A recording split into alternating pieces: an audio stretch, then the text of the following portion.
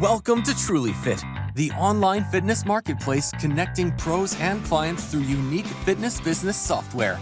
Daniel, thanks so much for joining the Trulyfit Podcast. Why don't you give my audience and listeners a little background on you, what you do in the fitness and health industry, and anything else you find relevant to your career here? Yeah, first off, I just want to say thanks, Steve, for having me on. It's awesome to be here. You've got a pretty awesome podcast. I've listened to a couple of the episodes before, so yeah, it's cool to meet face to face. So as far as a little about me, I'm Director of Education Curriculum at Kabuki Strength. I'm a strength coach. I primarily work with strength athletes and bodybuilders during the off season, though. I don't really do the contest prep stuff. My work is mostly revolved around how to get people really jacked and really strong and just basically be better athletes and be a lot more resilient. So I'd say probably now it's about 60-40. 60% of my work is research and education development, and then 40% coaching athletes, because I always want to make sure that I have my foot still in the practical side and I don't get too lost in this nuanced academic kind of like theoretical basis, if that makes sense. But that's kind of the long and the short of it. And you're doing most of this online now, if not all of this, but you are based in Canada personally. Yeah, I'm based in Canada. I'm waiting on my visa to go through. I don't really know what's going on with that. If that doesn't come through in the next little bit, I'll probably move somewhere else just for the time being. So we'll see how it goes. And I think we have like mutual counterparts here. I don't know if it's in the podcasting world or the fitness world. So Andrew Coates, Mark Morris. I don't know if you've interviewed these or they're just friends of yours. Both. So they've both been on my podcast, but they're both friends of mine as well. Yeah. Yeah. It's funny. Probably 1 in 7 guests have been Canadian just by happenstance, which is very random given the fact that the population of Canada is probably like the same as California. It's in that like 40 million range. So for me to have like most of the 1 in every 5 or 6 guests be from Canada is just completely random. But it's been fun also to like learn a little bit. So I'll ask people like, okay, describe where you are in Canada compared to like America. And I always get a lot of like, oh, I'm from Alberta. That's more like Texas and Oklahoma. And like they give like descriptions, and I just another thing you can learn while you're podcasting. Yeah. So I ask this to every guest that is interconnected with fitness and health, especially in personal training. What are your thoughts on what I consider a low barrier to entry into being a fitness professional, personal trainer, coach? What do you think about that? So from the conversations that I've had, I suspect that I probably have a slightly different take on this than other people. So I'm very much like economics is a really big hobby of mine and has been for many, many years. And so looking at the economics literature, you kind of start to see certain trends. And so, for instance, like when we look at licensors, right? There's not good evidence to suggest that licensors actually make a difference in the long term. They might in the short term, but in the long term, doesn't really seem to be the case. And so why that's significant is because the whole intention is to create a barrier to entry to make sure that people are qualified. But why isn't that the educational institution's job, right? And does the licensor actually do anything? And the data would suggest that no, actually it doesn't. You know, I mean, if you look at iatrogenic deaths, so essentially that's medical malpractice, basically is how you can think of it. That is one of the top 3 leading causes of death in America, which is astonishing, right? And so it's like, if licensors really are that effective, how is that even possible, right? And again, the data on this is pretty clear when you do a little bit more of a nuanced sort of research review. But my feeling is that I don't necessarily believe that more regulations in the fitness industry are going to be beneficial. I think they're just going to create more bureaucratic tape, red tape that's going to benefit the governing bodies, and the governing bodies are most likely, going to be outdated, disconnected, and very slow to change and adopt newer, more effective approaches. So I'm very much against more regulation in the industry. Ultimately, what you will see is you'll see that people, by their reputation, by the effectiveness of what they actually do, and so on, will either succeed or fail. I mean, you look at the industry churn rate, and it's like what, 80% or something like that. Like it's incredibly high. Yeah. So I don't think adding another layer on top of that is really going to do anything. I think it's probably just going to harm people who are doing good more than it'll harm people doing bad trying to get in, if that makes sense. Makes perfect sense. That's a great take. I have sort of flip flop back and forth on this. I'm also an economics nut. My favorite podcast is called Econ Talk with a host, Russ Roberts. Oh, And, yeah. so I always look at this from that perspective, and I'm of the camp that it should be all the way one way or the other, whatever it goes. Meaning, I don't like a little bit of oversight. If there was a ton of oversight where there was actually only one very high level certification that you can get, and there was a lot of loops you had to jump through, I can see a way in which that could be good. I could, but that's not my preference. My preference would be, as you just said, it just to be a completely open, wild, wild west, libertarian-esque market. Let people figure it out. What's good for them, they'll eventually find. Sort of good information always beats out bad information. You just have to do your due diligence, and it's up to the consumer to do their due diligence and know what's right and know what's wrong. And I do think, though, and people don't like this in the industry, I do think it's up to us, though, too, as personal trainers and people in the health and fitness industry, to also spread who is not giving good information. So there's a lot of people who are too nice and say like, oh, I'm just going to do my own thing and I'm not going to say anything bad about anyone else. And I find it, I have to, if people are spreading bad information in the health and fitness industry, that I owe it to the general population and to my clients to let it be known that this is just a charlatan spreading information because he wants to make money. And I think that we need to take that on. I don't know what you think about that. That's kind of a tricky one. So for me, I've never been the kind of person to call people out. I definitely believe we should call out bad ideas. Ideas, not people. I agree. But it's like there is a bit of a fine line, because it's like if you start seeing individuals like who consistently just share bad information, misrepresent research, and you see this all the time in nutrition sciences with like demonizing sugar or meats or dairy or artificial sweeteners. You see this in, the don't squat past 90 degrees thing, and like, let's, do these like yielding isometrics and all these other things where it's like, yeah, I don't think you know what you're talking about. I guess it's just not my style. Like, Yeah. For me, I just don't want to be drawn into the drama. Like, Sure. I'll find out about drama like a year later, and I'm like, I had no idea that was going on in the gym, and like, I think that I'm able to avoid a lot of crap from that by taking that approach. But I'm definitely pro calling out bad ideas, and that's the thing. I don't necessarily know where I stand on it. For me, I would call out the ideas versus the person, but I don't know that I necessarily disagree with other people calling other people out for that stuff, because I do think there is a benefit. I just think each person, I guess, is going to kind of figure out what that balance is for themselves. Yeah, that's a great answer. And, all ideas should be open to scrutiny. That's their ideas. They need to be discussed 100%. and unpacked. And sometimes those ideas are tied to people. So those people get roped in. So I have clients who will come to me and be like, oh, do you think I should just like eat livers all day? Like the Liver King? It's like, well, no, this guy is on like tren and probably 1,000 milligrams of testosterone a week. Like he's lying to you. But there's, so ideas do get tied to people, so sometimes they get roped in. But I'm with you. You shouldn't go after the people. You should go after the idea and let that unfold. Yeah, no, that's fair. So let's ask that same question for the nutrition world. Do you think that's really the same thing?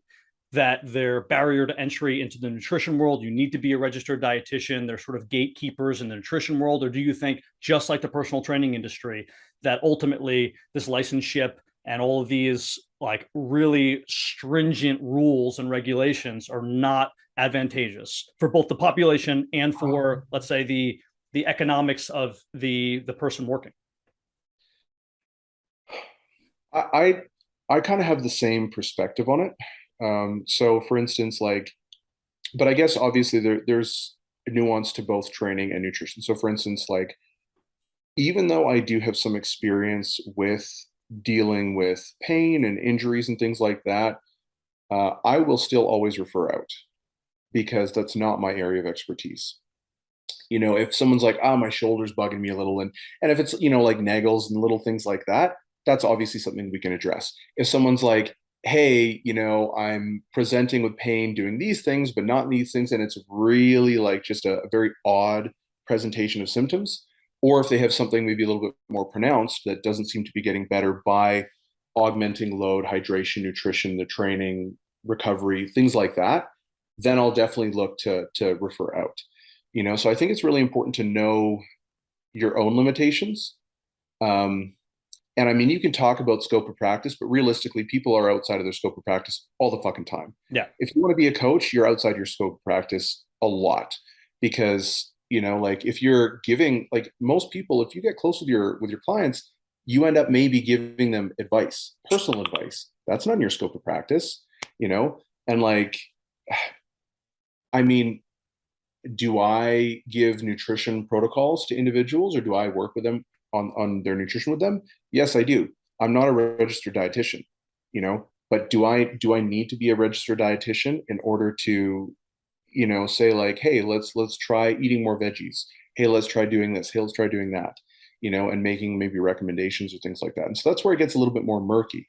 It really depends on who you're working with. So for nutrition, same thing. Like, would I try and treat someone who has maybe like GERD or PCOS or something like that? Maybe it's going to be best to refer out. Same thing with, if I have an individual with an eating disorder, these are all things that I have experience with. And so I might work with these individuals, but I might also recommend that, hey, let's work in conjunction with a registered dietitian or a clinical psychologist or something, whatever's appropriate based on the circumstance. So again, I don't think that we need to necessarily have all these crazy regulations. However, I think that those things will generally just get exposed. And for the people who are like, oh, well, then there's, what about the harm that's done in the meantime? Show me the difference between now and when there's a licensure. Show me the difference, because you can't. In the long term, there isn't really a difference. And so I think that although that's definitely a concern, practically speaking, when you see these things pan out, the damage done ends up being pretty much equivocal. And the cost benefits, at least in my perspective, don't seem to make sense. So again, I think it is tricky, but I think that if the individual, the coach, the nutrition person, whatever you want to call them, I think if they, are certified or whatever, like, you probably shouldn't be going out there and treating people or doing anything like that. It is important to stay within your scope. But again, it kind of gets a little bit blurry, and it's a difficult conversation. Like, and I want to make sure that I'm saying, like, because I don't want to get in trouble for saying this. So these are not recommendations to just Sure. go and do whatever you want, Yeah. Or practice without the appropriate certifications or designations or whatever. But this is just sort of like a conceptual discussion that we're having right now. I do think it's a little bit tricky because, let's say you're working with someone who's needing to lose 15 pounds and they have no issues with their health. They have no issues with like, disordered eating behavior or any of that stuff. That's a very different service you're providing than dealing with an individual who does need to lose a significant amount of weight. They actually have significant metabolic disease or metabolic issues or other things like that. But then they also have a history of binge eating disorder. And those are not the same people, and your level of knowledge and experience that's required for either one of them is very different. So, I think that if you were to just wipe all of them out across the board by saying you need to be an RD or you can't help anyone with nutrition, I don't know that that's going to be beneficial. I think it's going to be more harmful than beneficial for sure. And again, I think that the data would sort of suggest the same thing. Yeah, there's a lot of gray area, like you said, and we can't pretend that it's not happening. It's happening.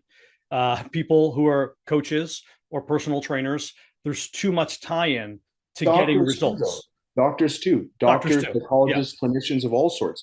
Everyone has to work outside of their scope of practice to some degree. Yeah. The time where it becomes difficult is where it's like, are you doing harm? Yeah. And that's why you have a networking community that you can refer up to, hopefully, or refer down to. Maybe it's the vice versa. I had a conversation with Mark Morris on the podcast, and we were talking about, if you should also have people to refer down to and up to. So maybe there's a client who, this is just easy. It's a 18-year-old. He's like, hey, I want to, lose 1% body fat and gain a little bit of muscle. You're like, well, I'm booked, but I can refer you down to somebody because this is an easy job. I don't need to give you this information. Someone else can easily get you to your goals here that's like underneath me. And then I have somebody else above me who's dealing with people who have metabolic issues and maybe binge eating issues. But yeah, I mean, like you said, this is a problem in amongst all industries. I think it's easier to shed a light in our industry because it's such a hot topic. And you'll see, like, I've had registered dietitians who've been on here who their whole sort of like Instagram like marketing scheme is just like basically telling anybody who's not a registered dietitian that they shouldn't give out information. They just yell at anybody who is sort of what they call an influencer. But there are registered dietitians who are 1 year out of school who have no practical experience, and then there's somebody who is just maybe just a personal trainer who's been working with people for 30-40 years, and they've watched a bunch of different diets work and not work. They understand adherence, which you're going to talk about soon. And they have a what I call crystallized intelligence. They have this intelligence that they've built up over 20 or 30 years, not just from anecdotes and their clients, but also from research and reading. I mean, a personal trainer now in 2022 has more information about food on their phone than any registered dietitian did, let's say in 1992. Right? Who didn't have a phone in their hand, who can't just start looking things up, who couldn't start researching and going on all these things. So I think because information is so easy to access now, it is easier to give out information, provided, like you said, with the caveat, it's generalized. It is not in a specialty or an instance in which it's above your pay grade. But we, as fitness and health professionals, need to look at the full scope of our clients' health. And that has to be nutrition, that has to be their psychological health, that has to be their lifting programs. And although we don't necessarily need to tweak all of those, we at least need to know what's going on in all of those areas. Yeah. I mean, it's definitely tricky. And I don't know. I just I just make sure that I'm getting results for my athletes and I'm producing good content. And I'm like, if I'm doing that, I'm okay. Like, I haven't really had any issues where I've gone like out of scope and something bad has happened or anything like that. Like, I'm pretty cautious about stuff like that. And I do have a very strong referral network. So it's not something I think about too much, but I'm very much like you, where I'm very libertarian in these things. Yeah. And again, I think in this case, the data just supports it very, very clearly. So tell us a little bit more about I would call it like your lifting ideology, your elevator pitch. If you're talking to friends and family and they're like, hey, what exactly do you do? What do you promote? How do you work with people? I know you give a little bit of that on the front end, but talk about sort of your ideology in the lifting and exercise world. Yeah, so I guess I'll kind of take a step back a little bit before we go into some of that and just talk about the needs analysis and the actual intake process of when you start working with an individual. So the needs analysis is an incredibly important aspect of working with an athlete. So I tend to take more of a client-centered approach. And, it's important to understand because a lot of the times that now has like different connotations. It's thought of as like hand-holding and stuff like that. And so there's a very fine line between empathy and enabling.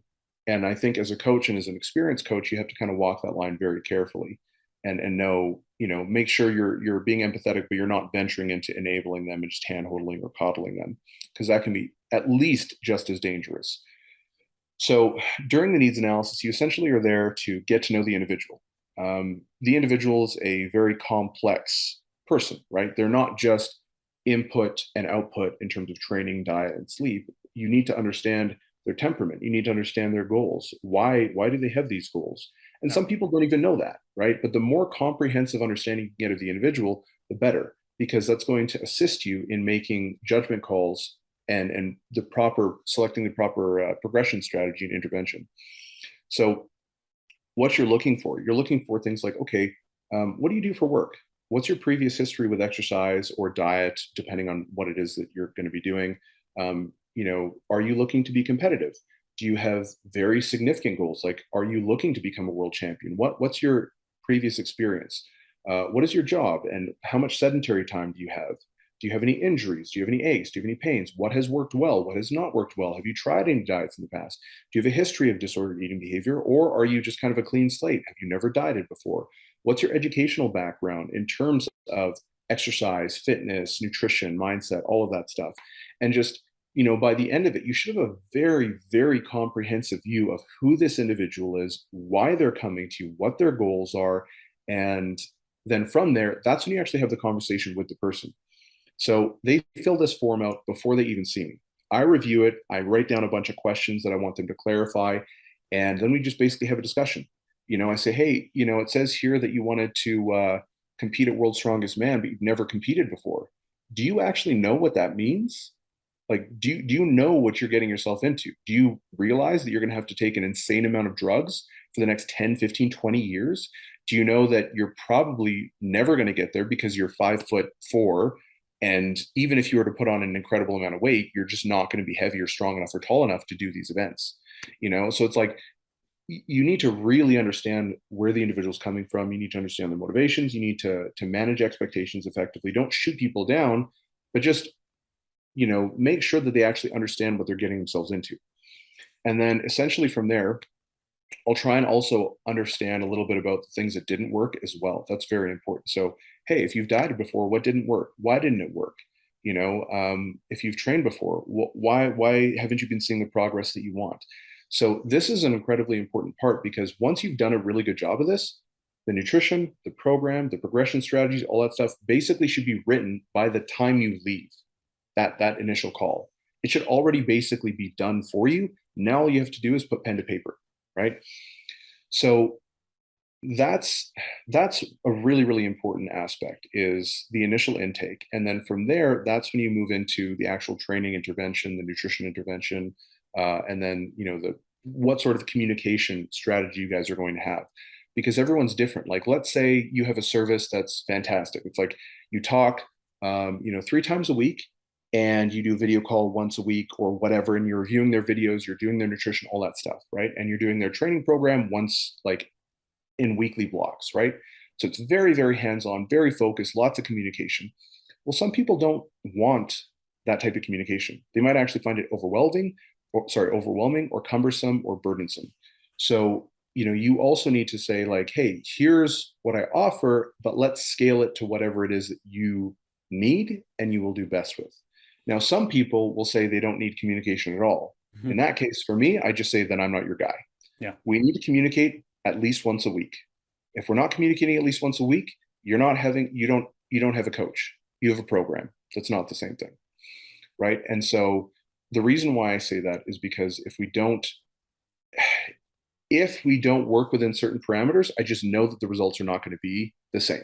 So I just say, you know what, save your money, don't hire me, maybe hire someone else. But here's the reasons why I work within this framework. And I'll kind of explain that to them. And I never really get pushback on that, if I'm being honest. But yeah, from there, that's where you sort of determine what's going to happen with the lifter, where you're going to start them, whether it's a nutrition intervention, whether it's like the training program, how much volume you're allocating, the frequency of exposures, all of that stuff should pretty much be there, because you've done the video reviews, you've done all that stuff, you know who you're talking to basically. But it's all predicated on doing a really good job with that initial intake. Yeah, and what you just described is the personal side to personal training that, unfortunately, going back to the certifications, that they just don't teach you. And it's something that you have to come up with yourself and have to understand over time. You obviously have had enough clients to know the importance of that, to be able to sit down eye to eye with them and have a conversation, not just have an intake form, like you said, because what happens is ultimately whatever they write on the intake form, things get sort of mixed up, right? How you read the question, how they analyze the question is never the same.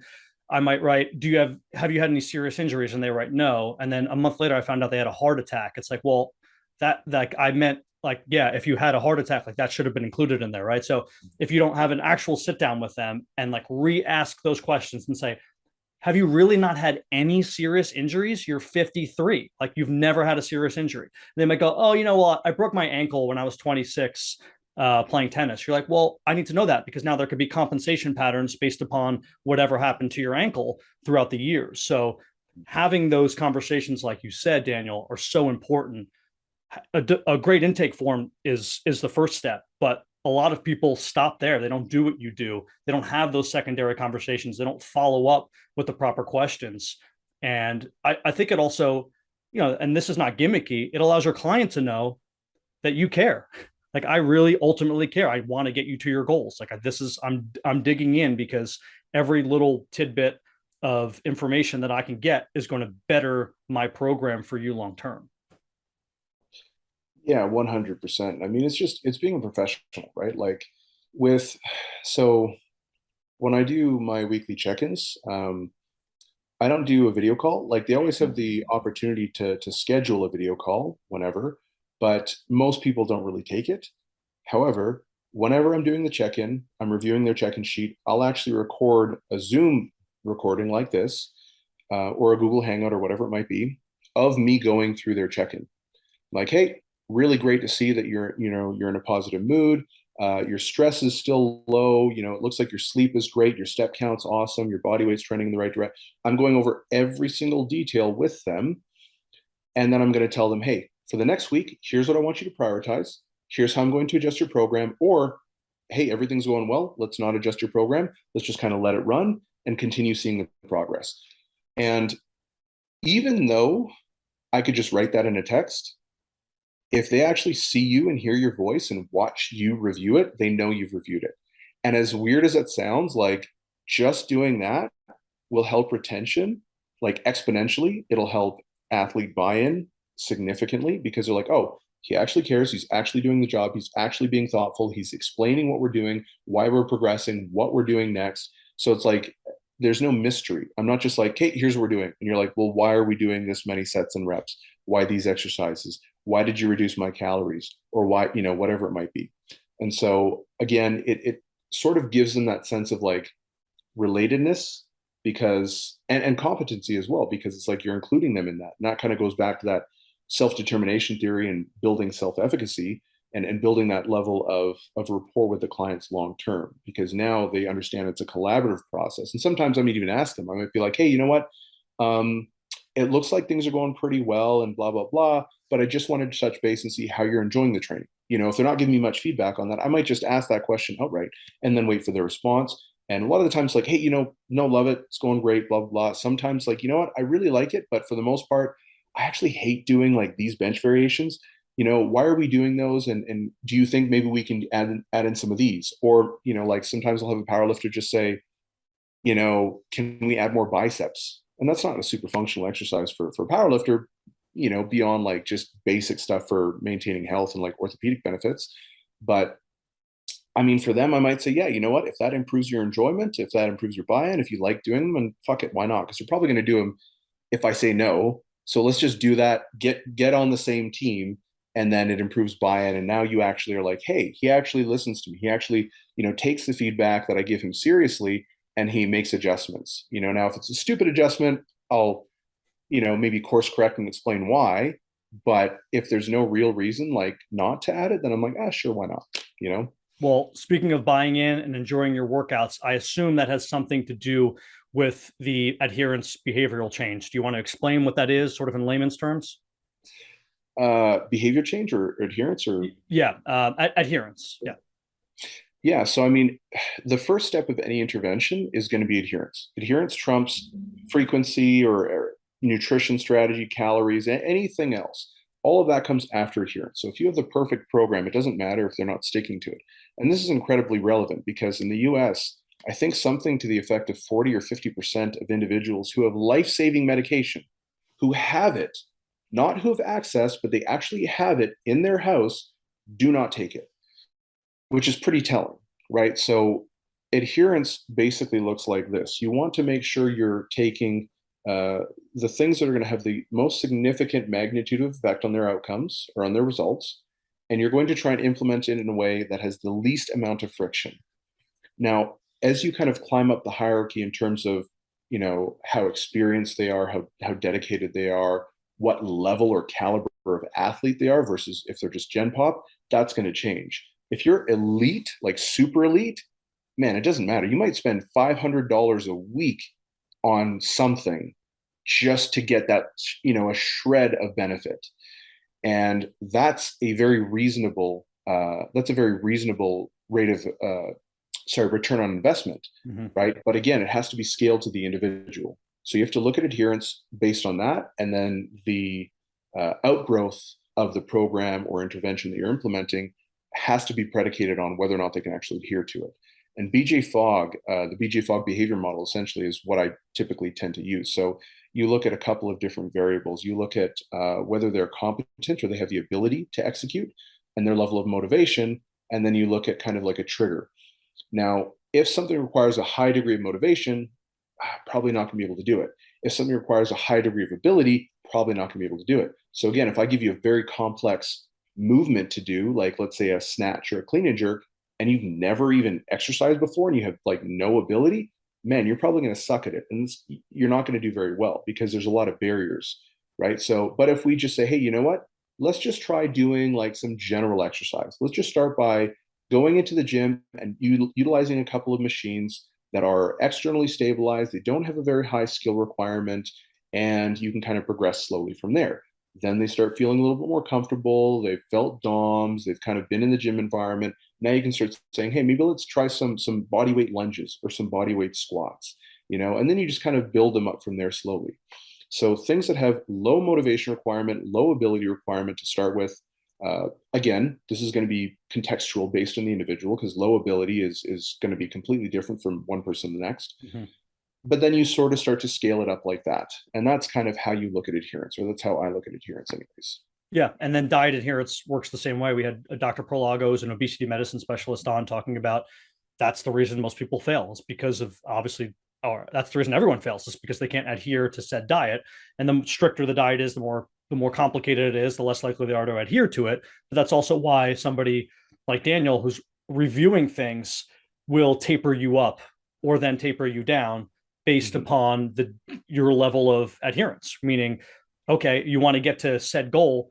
If you can adhere over the course of the first 2 or 3 weeks in this particular whatever diet plan, well, then we can step it up a level. But I'm not going to just give you the absolute perfect quickest way to get there, because if you can't adhere to it, it doesn't matter anyhow.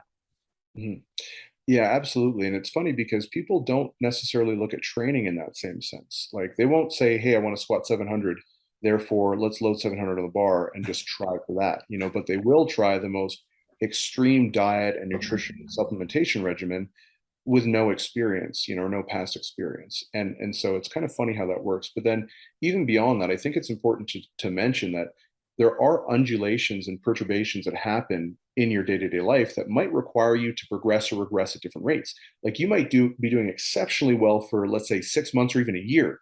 And then you just reach a really rocky time in your life. Let's say you have a child. So one of my clients actually has just had a new baby. This guy is incredibly dedicated, super motivated, like never misses a beat. And during this time, he's trying to stay the exact same and keep everything the exact same. So what I've actually done is I've said, hey, you know what? Let's pull back a day, And then he's like, I don't know if I want to pull back a day, but but his sleep was trash. Everything was kind of like, his recovery was going decreasing. So I was like, okay, why don't we condense your training session so we can get you in and out in, let's say, like about 45, 50 minutes instead of having these 2.5 hour, like hard, heavy duty sessions. So, okay, so we start doing that. All of a sudden, his recovery is improved. He's able to consistently train. He's enjoying training now, and he's doing it all while being able to actually, still manage the newborn child.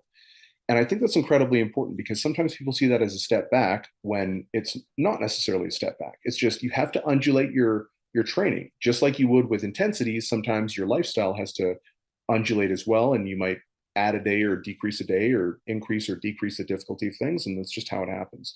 But it's not necessarily like, oh, I'm doing worse or I'm failing because of it, right? It's all about intentionality and long-term results. Yeah, and both in the nutrition world and how you just described in the fitness world, some of the changes can be counterintuitive. So you're like, well, how am I doing less?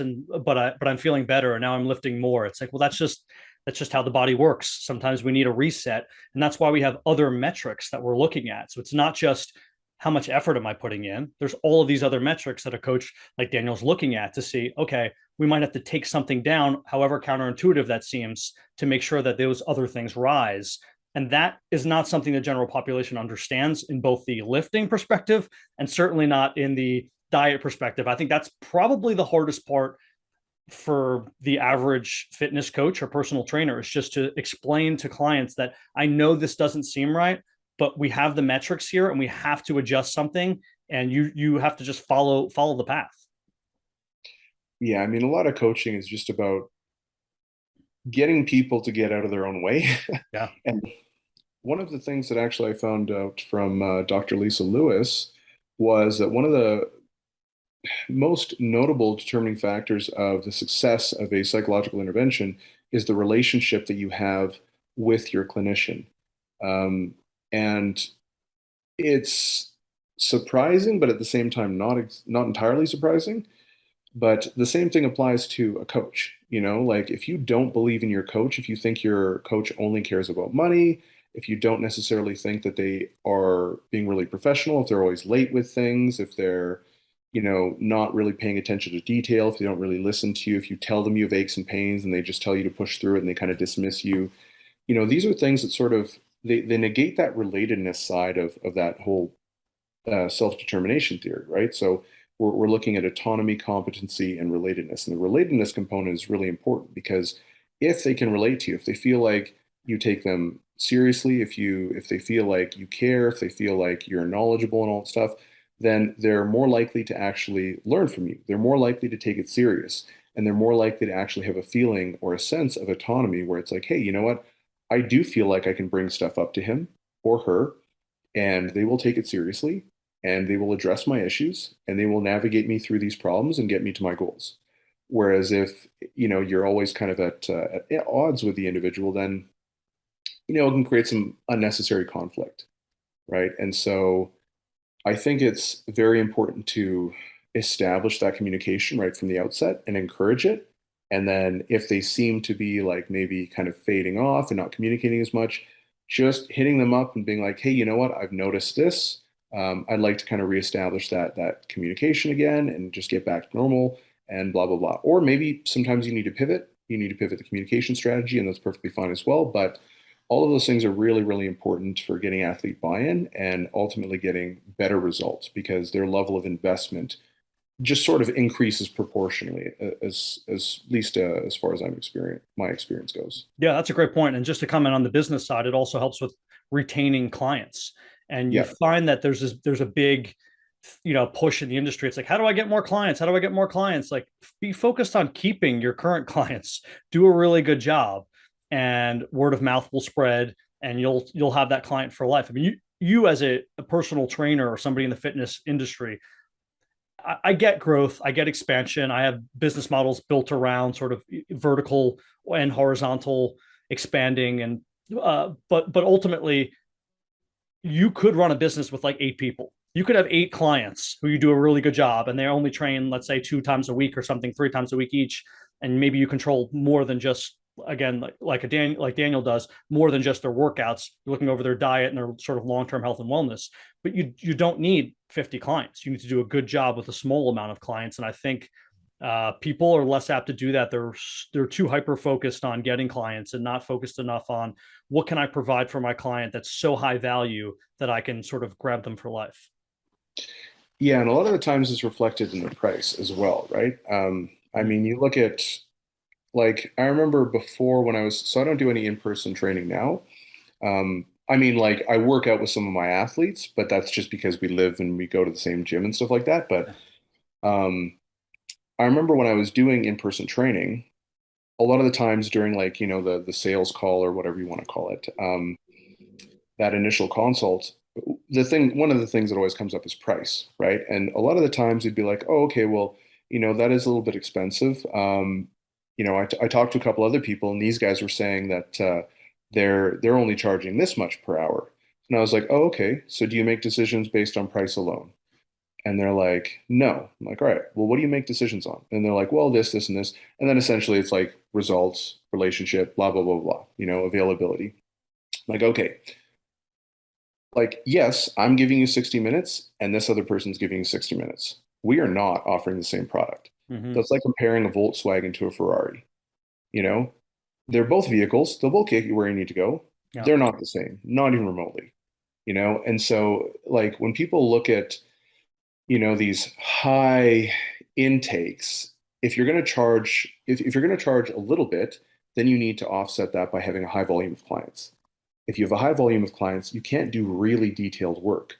I mean, up to a point, you just can't handle anymore. No. So you either need to increase your prices and get fewer clients or create some other revenue stream.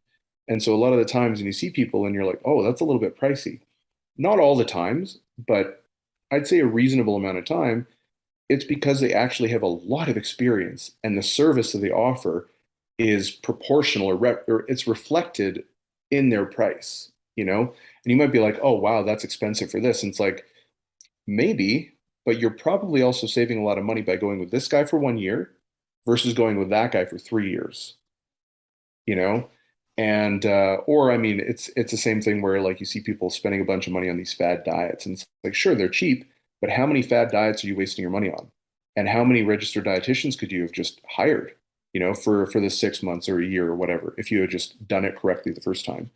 So I think when you look at that perspective, like the price is actually pretty important, and it does tell you a little something. I mean, it can, anyways, tell you something about the level of service that you're getting into. Yeah, I agree. That's a great point. I think gyms, this is a different conversation, but gyms struggle with that because a lot of times you'll go to a gym and let's say they have 10 trainers on staff. They don't all price them sort of accordingly. They just say, okay, each trainer, I'm going to make up a number here, $65 an hour. And then that trainer makes a percentage based off of their credentials and their tenure in the industry and all these things. So maybe one trainer makes 85% of that 65 and the other trainer makes 55% of that $65 because they're brand new. But from the client's perspective, that stinks because they have to walk into a gym and there's two different trainers. One is a tenured person who's got 30,000 hours experience and knows what they're doing. The other one's brand new, but they're both $65 to the client, right? They might be getting different percentages in the background. And I think that's where gyms screw up. And that's where there's like a misunderstanding also in the industry is that, yes, I'm providing you a personal training session, or yes, I'm your coach. But like you said, we're not providing the same thing. I'm selling you my accrued knowledge over time. I'm not just selling you this hour. I'm selling you, again, this crystallized intelligence that I've developed from my reading, from my anecdotal experiences with clients, and from all of the things that I've learned. I'm giving you this intelligence through my training sessions over time. I'm not just giving you my hour. Mhm. Yeah, and I mean, a lot of the times you can really tell that in that initial session. So, I don't really do consults anymore. It's been a very long time since I've done it because most of my work is with research as opposed to clients. Um, but when I was doing them, I would get very, very few reservations because I think a lot of the times the experience really comes through in how you conduct yourself in that initial consult. The types of questions you're asking, validating their experience and being like, yeah, absolutely. That's super common that you followed a diet, worked really, really well, but then you weren't able to sustain it long term. And here's actually one of the reasons why. Here's how, your hunger signaling can be disrupted. Here's how your environment impacts that. Here's this, here. And then all of a sudden you start to give them answers and you start to explain their problems better than they can. And at that point, they're like, this dude knows what the hell they're talking about, or girl or whatever, right? Yeah. And automatically you kind of are elevated to a level of professionalism that, hey, maybe this individual can help me. And so I think the communication piece is incredibly important. And I think that that discussion that you have with them is a great opportunity to show them that difference, and let them be heard, address all of their issues. And then if you do a great job with that, like they're there for the solution, they're not just coming there to like waste their time. They're spending an hour with you or 45 minutes, whatever it might be. They want to leave with a solution. They want to pay you. They want to give you their money. A lot of the times it's just about you sort of getting out of your own way and letting them do that. Yeah, that's a great point, Daniel, So, that you said that. I never really phrased it that way, but yeah, they are there for a solution. And you just have to put yourself in that position. If I'm taking, let's say, a phone call, or I book a phone call because I see an Instagram ad, they're like, we make these great videos and we want to do this. And I click it. Ultimately, I want to purchase this product. I want to potentially hire this individual to design videos for me. If it comes off sleazy or gimmicky, or it's one of these things where they're not telling me the price until the very, very end, and they flip it on you. They're like, oh, it costs $16,000. Like, okay, I think I'm okay. then that's different. But ultimately, you're right. If they came to you initially, they either through word of mouth or they found you on the internet, they are seeking a solution. So it's you don't have to go over the top. Be a good listener. Let them know what you can do for them. Be honest with them. Let them know what you can't do for them. But if you have those people in your networking, which we just talked about before, then you could do anything, because you can say, hey, listen, I can help you with A, B, and C, but I know someone who could help you with D, E, and F. So collectively we can get to the root of your problem and get you to your path. Absolutely. And you'd actually be surprised at how many people will give you referrals if you refer them to someone else. So I've had individuals come and want to work with me. And I've said, okay, I'll work with you. This particular individual had an eating disorder and was just coming out of rehab, essentially. And I was like, okay, I'll work with you under one condition, because I do think that I can help you with where you're at right now. But you need to continue seeing a clinician and we need to collaborate together. And I was like, that's my one stipulation. And they're like, oh, I'm not really, looking to do that. And I was like, okay, well, you know what? What I'll do then is I'll give you to someone that I know. They're a registered dietitian. They've got tons of experience working with individuals with eating disorders. It's actually one of the areas that they specialize in. And because this person like specifically was asking for me, and I was like, I just don't feel comfortable working with you like that, because I want to make sure that you're getting better. And this is a very serious condition. And the fact that I referred them out, they referred me two people just because they're like, oh, this guy's got integrity and like whatever, you know what I mean? So Yeah. like at the end of the day, you're there to solve problems and you're there to provide a service. And sometimes, like, again, the service that I provided that individual was referring them out. It wasn't working with me, because again, I knew my limits, but doing that was like, okay, I'd rather make like, I'd rather be able to like sleep at night than, make a couple extra $100. And that's not knocking on people for, maybe making another decision. It's just, that's sort of, it's an easy decision for me. Yeah, I'm with you. Yeah. In addition to that, just to piggyback off that last point, you also have the effect of looking like you're somebody important in the community. Again, it's not just like a facade. It's not nonsense. If you are interconnected, if people know your name, if you know other people's names, it's like, yeah, I can refer you to this registered dietitian. I can refer you to this orthopedic doctor. Oh, I know this neurosurgeon. Looks like you're having some nerve pain by what you're describing. I think you should go see this neurosurgeon. He's really good. He did 2 different, spinal related issues with my other clients. I think it shows a level of, not only that you're staying within your zone and integrity, like you said, but also, oh, I'm interconnected. That means I'm important in the community. Other people respect me in the community as well. Yeah, and also it kind of takes away the financial incentive that sometimes lingers in the background, because I think also a little skeptical or hesitant to make decisions because they're wondering about the other individual's intentions. And especially with, fitness, they're not with fitness, just with everything, I guess. There's people who are just smooth talkers, who promise a lot but underdeliver. Yeah. And they're relatable. They have all of those soft skills and they're fantastic at it. They're highly marketable, very charismatic, super likable, but then they don't follow through on the other end. And so there's always that kind of concern. But if you're transparent about that stuff, then it kind of removes that concern, because you're just like, if I can help you, great. Like a lot of the times we'll say this at the beginning. I'm like, hey, here's what you can expect from this initial consultation. We're going to do this, this, and this, blah, blah, blah. If I feel like, we're a good fit and you feel like we're a good fit, then we can move forward. If for some reason we don't, then we can just say, part ways. And I might even, make a recommendation for someone who I think you might be a better fit for, because ultimately, like, the fit is incredibly important for your long-term success. And that's really, really critical. Just saying that alone is like, oh, wow. It kind of like helps people let their guards down a little bit, because it's true. It's not bullshit, right? It's true. Like, and so I think people appreciate the honesty there and the transparency. And again, it just builds up that relationship. I've had young trainers ask me before, like, hey, how much should I pay for like referrals? I've had like a physical therapist or registered dietitian say like, let's work out a deal, like a financial deal. And I'm like, no, that's not how this works. Like if they're asking that, you don't want to be affiliated with them. Like, this is a health and medical community that you want to start. You want to make sure that they're doing the right things for your patient.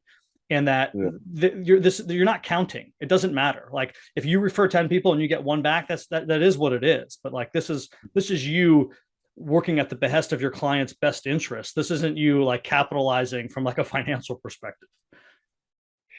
Yeah, it's funny. I don't think I've ever had that before. I don't think I've had anyone ever offer that to me.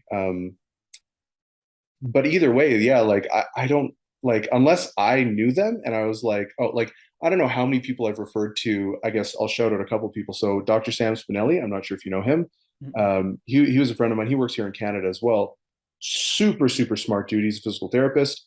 I've referred so many people to him. And then locally, I'm living in Calgary right now. I've referred a ton of people to a friend of mine he's a chiropractor, but very, very bright guy, really, really intelligent therapist. And yeah, so his name's Ray San Agustin, and he's he's a clinician here in town. I've referred like I don't know how many people to him, over a dozen, you know. And I'm never like, hey, tell him that I said to send you. You know what I mean? Yeah. I'm just like, hey, this is a buddy of mine. He's fantastic. Like I 100% give my stamp of approval. Whatever he says, dude knows his shit. You know, he's a legitimate professional. Yeah, there's not like you don't have a list. Daniel's not like, okay, I sent three to you. How come I only have one and I sent three to you? It's like, no, it's not how this works. Yeah, because I mean, like, it's like they're going there for a reason, and the reason is not to get me money. If I do, hey, that's fantastic. But you know what I mean? It's like I don't Well, you need you can convince $100, yourself you know? you can have a workaround, Daniel, where you are getting money in a sense because like let's go ahead and say your client has like a back issue that you think is above your pay grade. And you're like, they probably just need to go to the chiropractor and we'll see exactly what's going on. Maybe I'm just misdiagnosing what's going on here and rest is not fixing this issue. Well, maybe that client comes back to you a week earlier than they would have otherwise, right? Maybe that would have taken 3 weeks or more, but now they're able to come back to you a week earlier because you sent them somewhere else. So essentially, we could convince ourselves we are in fact giving ourselves money by making sure our clients are able to get back to us as fast as possible. Yeah, that's fair. I guess, I guess this stuff just doesn't really cross my mind, if I'm being honest. Let's talk about nutritional interventions. We kind of already hit on it a little bit, but give me I mean, you could talk about the sort of the science behind it if there is, but also give me like an anecdote, say, if John is one of your clients and you can tell that things aren't just going right in your plan, and he's supposed to be writing out X, Y, and Z in this plan, but you see maybe John is posting pictures on his Instagram that he was at the local burger place and he's got 2 beers in front of him and he was eating these burgers, but his goal is weight loss and he didn't write any of that down on his sheet. Is this a part of your nutritional intervention? Is it talking to people about things they're potentially lying about, or is it a little bit different?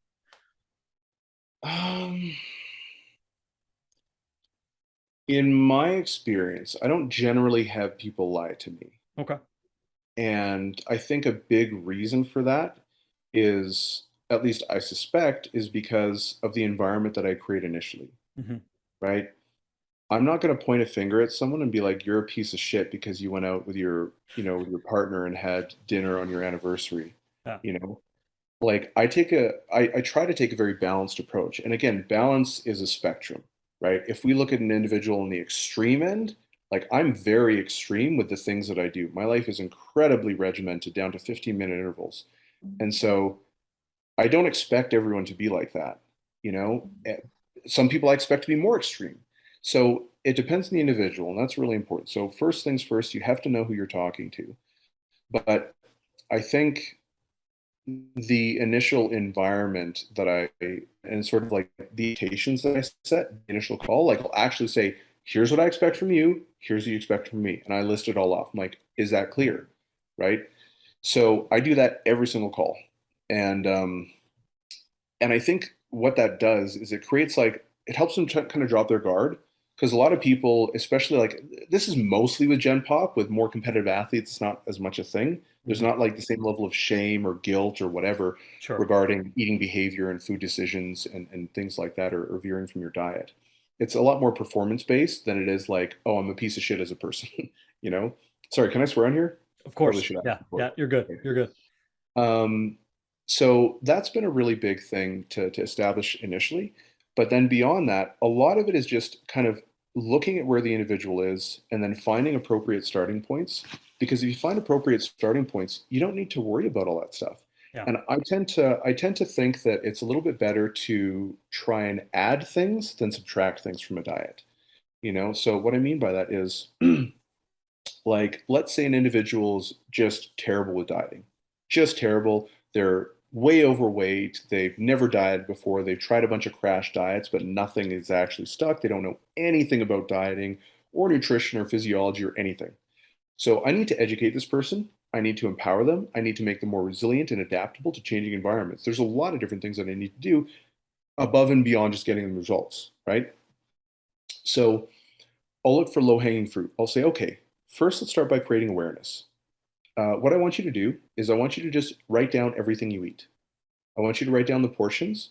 You don't need to weigh it out, but just write down like, hey, I had an apple, I had a bowl of pasta, I had a chocolate bar, whatever it is. Just write it down and submit it at the end of the week.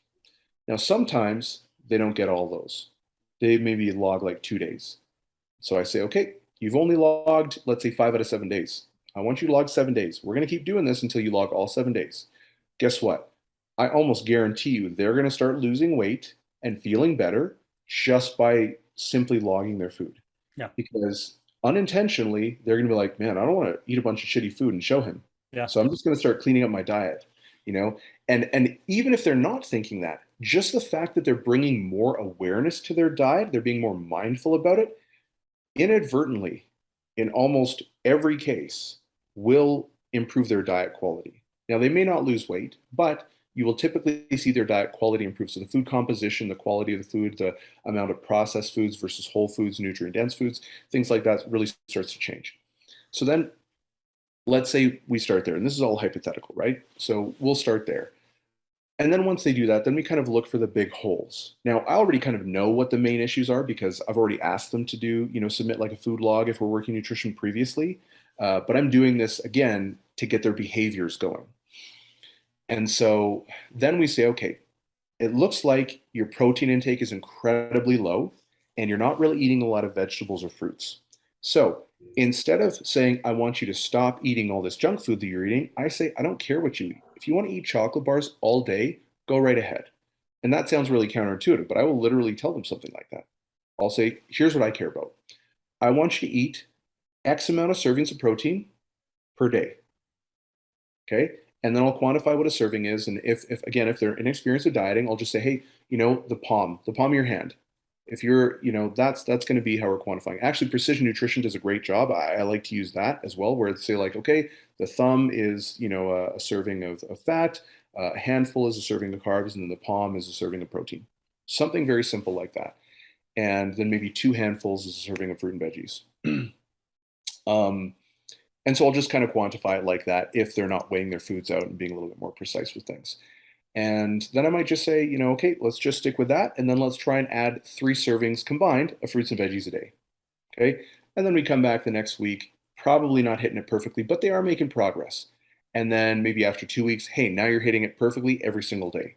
And I make sure that I actually have like a checklist of all the things they're doing. And they actually actively check it off every day that they're doing it. Because when you do, then I have like a calculate the percentage. So I'm like, hey, you were 80% adherent this week. And so I can actually show them because let's say they're not seeing results. Let's say their weight's just staying neutral. I'm like, okay, you were 0% adherent before. Then the next week you came up to 50%. Now this week you're 80%. And now you're 100% adherent. Sure, it took you 4 weeks, but now you can actually see where your progress is going. And if you continue this, then you're going to start to lose weight. Then you're going to start to feel better. And it just kind of steamrolls. So now they can see and sort of make the connection between their behaviors and their actual outcomes that they're looking for. And so that's a very important part of the check-in as well. And like I have different check-in forms depending on the individual, right? But I have one that's purely behavior based and kind of shows them like empirically how they're doing and how their progress is actually coming along. And then once they're there, I'm like, okay, now let's up your veggies. Now let's start getting your step count up. You're only getting about 3,500 a day. I want you to try and boost that up by about 2,000. Okay. And then we specifically set up times. So it's like, okay, what does your daily routine look like? When can we get this walk in? That's about a 20-minute walk. When can we get that in? and they're like, oh, okay, I'm going to get it at this time. And so I'll try and kind of habit stack. So it's like if they get up in the morning and have their coffee and then they just kind of chill out for a while, okay, you're getting up in the coffee, or sorry, you're getting up in the morning. Normally you listen to your podcast, but instead of listening to your podcast, you're going to listen to your podcast as you're going for your walk, right? Or something along those lines. Mm-hmm. And then just building and building and building. They've gone from sedentary individual, no exercise experience, has very limited experience with fad yo-yo diets. They kind of progress in, hey, I'm walking more now, I'm eating more whole foods, I'm eating more lean proteins, and because I have a higher food volume, because we keep scaling those behaviors up, then they're eating less junk food. Just because if you eat 8 or 10 combined servings of fruits and veggies a day, plus let's say 4 or 5 servings of lean protein a day, you're not eating the same amount. You're just going to be way too full. Yeah. So we're focusing on adding things to their life as opposed to subtracting food and saying you can't eat that. Yeah, it's subtraction by addition. It makes sense. Yeah. Exactly. So it's like at this point, in this hypothetical example, I haven't even once mentioned don't eat this food. No. I've never told them they can't go out. I've never told them they can't have cake. I've never told them to rearrange, their food environment at their home or any of that stuff. That stuff is going to come down the line. But we want to start getting them results and start feeling better. Then they're like, hey, my clothes are fitting different. My body weight's not down yet, but my clothes are fitting different. They're actually looser. Like I can actually fit my hand in there. My shirts are baggy now. So it's like now they actually like, oh shit. And again, they start making that connection between the behaviors they're enacting on a daily basis and the results they're going to see in 6 months, 9 months, a year from now, or many years from now, if they're trying to like lose a bunch of weight or gain a bunch of muscle or whatever it might be. And the more that we create those wins on a regular basis, the more they start to experience that like sense of self-efficacy. Like, hey, I can do this. I'm learning more. I didn't know about nutrients before. Now I know about vegetables. I know all about fiber. I know about insoluble and soluble fiber. I know about what protein does. I know that calories are the primary determining factor of weight loss or weight gain. I understand energy balance. I understand how much step count can be very effective at regulating energy expenditure and standardizing it to a very fairly accurate extent. And it's like they start seeing themselves growing and they're like, oh shit, I can see it happening. And then it kind of builds up their level of investment in it, right? But at no point is it this radical change.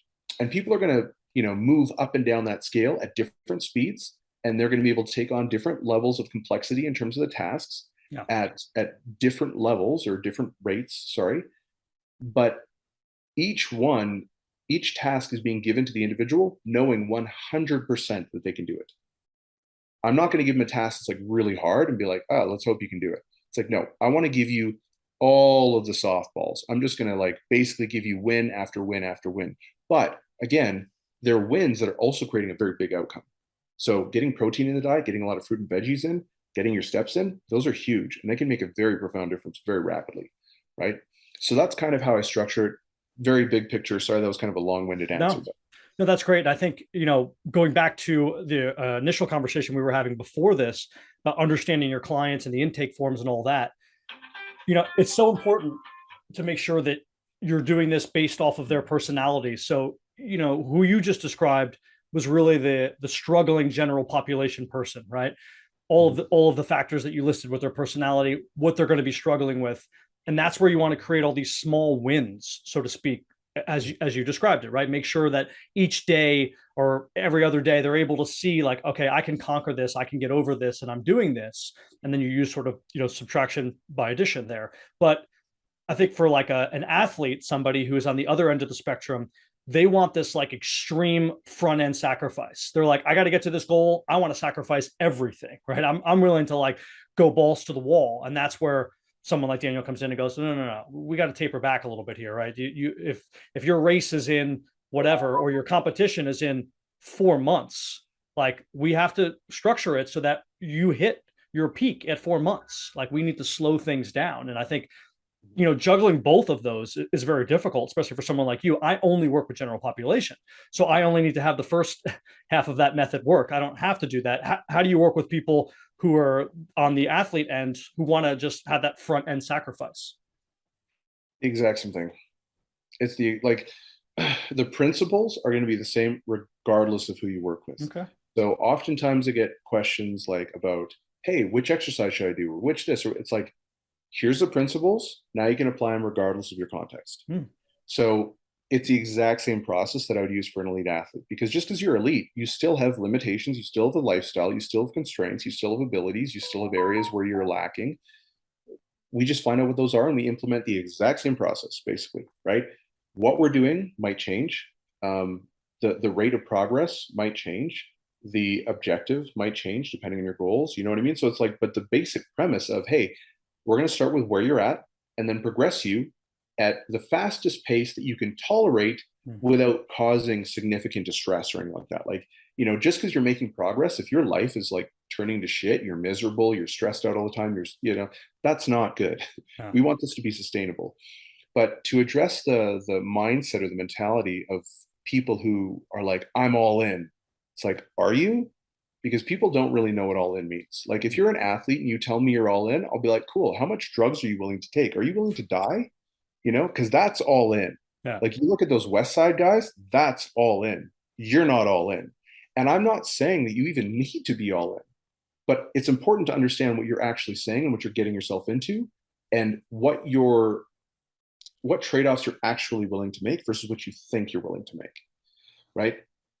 And it's very easy for individuals to invest a high amount of effort for a short period of time, right? This is, you know, these people, they see a Tony Robbins video, they get this burst of motivation, and they can crush it for like a couple weeks, a month, months. You know, what are you going to do after that, right? That's why so many people struggle with the simplicity of, you know, consistent training. That's why people, because they can only work in these bursts, but the monotony of the simplistic approach, the fundamentals, that's so boring. It's not fun, you know, but that's what produces results. And so really just, again, it comes back to educating people on what the real process looks like. You know, here's how you actually make progress.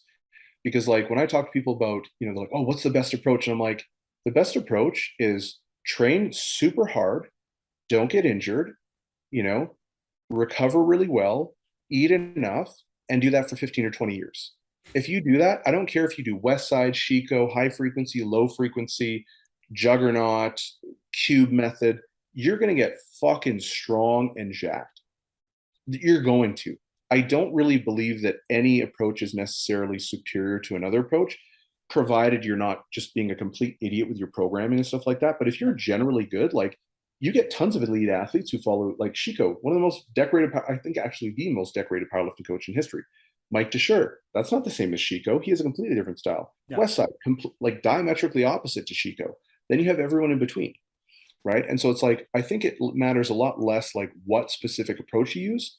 It's about sustainability. Yeah. You know, are you putting in high effort, and are you doing it for enough years to really become high level? Yeah. And are you dedicated? And that goes along with even sports. So you have, like, I'm a big mixed martial arts fan. Max Holloway doesn't spar. So you have one of the greatest fighters right now and ever at that 145-pound weight class, and he doesn't spar. Then you have other guys, that's all they do is spar. And you have certain mixed martial artists, all they do is do powerlifting, and other ones are more about plyometrics and body weight, but they're all successful in their own right. Because why? Because they're dedicated, because they're doing this stuff all day, every day, and they're getting better at their craft in different avenues. And like you said, it could be monotonous for the general population, but ultimately that's how you build the foundation and long-term habits. Daniel, this has been great information. Can you give my audience insight into where they can find you? Let's talk in two different avenues too. So general population and athletes who might be wanting to work with you, and then personal trainers who want to find out more about all of your thoughts and ideologies in the fitness and health industry. Yeah, so all that's going to be the same place. So I have Instagram at Daniel_DeBrocke. Then I have a YouTube channel, Daniel_DeBrocke. I have a Facebook, but I'm never on there. So don't reach out to me there, or else I'm not ignoring you. I'm never on there. And then I have a podcast called the Strength Podcast. But Instagram is definitely the place where I'm most active. I answer all my DMs that I get personally, and yeah, hopefully you guys reach out. I'll list the website, the Instagram, and the podcast. Daniel, thanks so much for joining the Trulyfit Podcast. Yeah, man, thanks for having me. It's been a great chat.